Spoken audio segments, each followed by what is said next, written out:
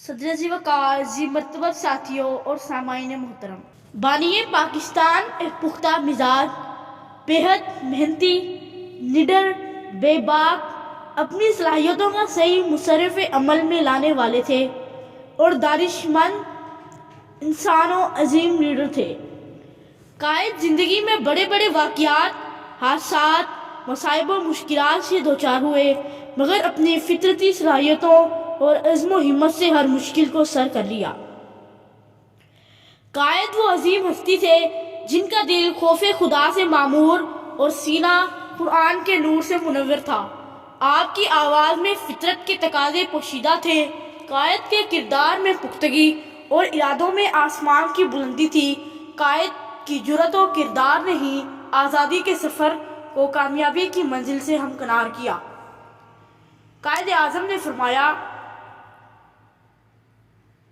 मुझे इसमें कोई शक नहीं कि इत्तेहाद, यकीन मुहक्कम और तंजीम ही वो बुनियादी निकात हैं जो ना सिर्फ ये कि हमें दुनिया की 5वीं बड़ी कौम बनाए रखेंगे, बल्कि दुनिया की किसी भी कौम से बेहतर कौम बनाएंगे।